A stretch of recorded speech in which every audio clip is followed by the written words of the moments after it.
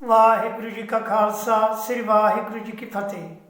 मैं वह सरजीत सिंह, गांव प्यौरी नज़दीक गिद्धड़वा, जिला श्री मुक्तसर साहिब, पंजाब। गांव प्यौरी, गली नंबर 14। आज हम सब पानी की जानकारी प्राप्त करेंगे।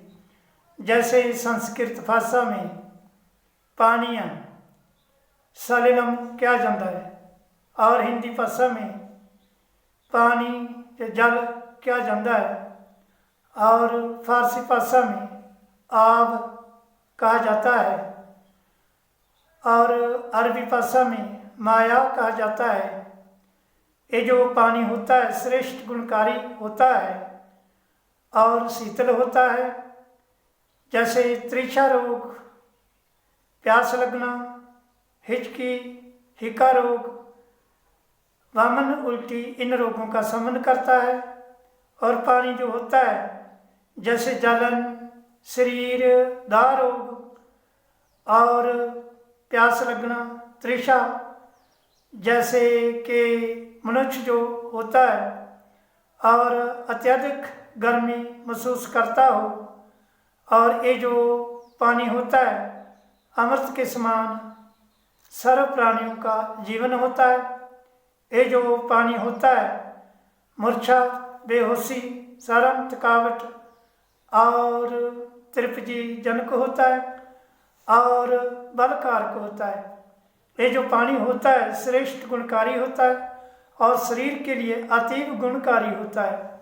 ये जो पानी होता है ठंडा होता है और गर्मी के रोगों का शमन करता है।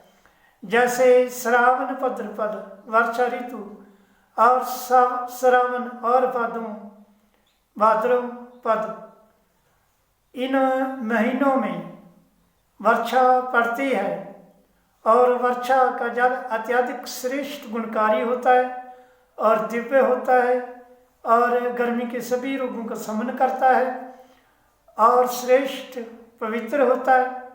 और वर्षा का जो पानी होता है जैसे पृथ्वी सूर्य के तप से सड़ जाती है और वर्षा का पानी इसे शीतल कर देता है और ताकतवर बना देता है। जैसे वर्षा से दानों की पुष्टि होती है, इसी तरह वृक्ष, जड़ी बूटी, लता और पृथ्वी ये पुष्ट हो जाती है, ताकतवर हो जाती है। और जैसे कि ये जो आकाश का पानी होता है और वर्षा का पानी श्रेष्ठ होता है और सभी रोगों का नाश करता है। और जैसे कर का जन्म और कर का जल, करकट, कंकड़े और ओलावृष्टि, कर का जल कहते हैं ओलावृष्टि को, और कर का जल गढ़ों को कहा जाता है। और जो गढ़े होते हैं और मनुष्यों का, पशुओं का और पंछियों का और फसल आदि मनुष्यों का, और बहुत सारे मनुष्यों को रोग भी इससे बन जाते हैं। ये बहुत सारी हानि कर देती हैं। जैसे कि बिजली की रगड़ से उत्पन्न होने वाला कर का जल गड़े और बिजली की रगड़ से और उच्छला रूप होकर, ताड़ित होकर और ओलावृष्टि होती है। और जैसे आदिक इनको ओलावृष्टि कहा जाता है। और ओलावृष्टि जड़ी ये बिजली और दिव्य वायु के संयोग से होती है। और ओलावृष्टि की वजह से मनुष्य जो होते हैं जैसे नमूनिया, वायु रोग, नमूनिया, खंग, खांसी, बलगम, श्वास रोग, दमा, नजला, बुखार आदि रोग बन जाते हैं। और ये आयुर्वेद के श्लोक में लिखा है कि पित्त हृत कफ वात कृत, और पित्त को हरने वाले होते हैं और कफ, बलगम और वायु रोग, ये रोग उत्पन्न हो जाते हैं। और जैसे गड़े और कांकड़े, ओला ओलावृष्टि ये बहुत सारे रोग उत्पन्न करते हैं और पंछियों का, फसलों का नुकसान तो ये करते ही हैं।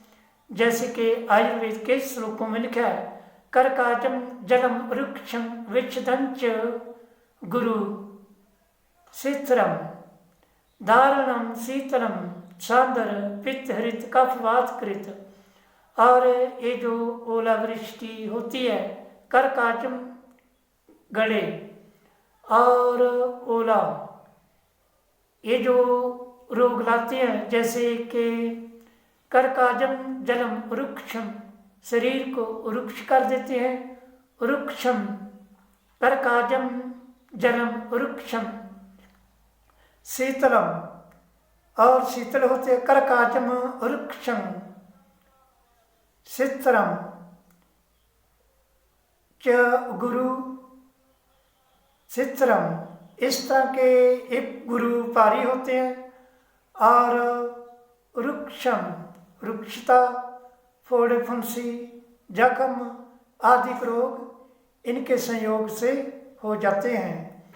और आयुर्वेद में लिखा है कि दर्वणम दर्वण, और जैसे दर्वीभूत होते हैं, पतले होते हैं, दर्वणम शीतलम शीतल होते हैं, ठंडे होते हैं, दर्वणम शीतलम पित्त हृत गर्मी का शमन करते हैं, पित्त हृत कफ वात कृत और वायु रोग कर देते हैं, कफ बलगम कर देते हैं, वायु रोग कर देते हैं, और पीड़ा होनी वायु रोग की वजह से, और शून्य होने और लकवा आदि रोगों को उत्पन्न करते हैं।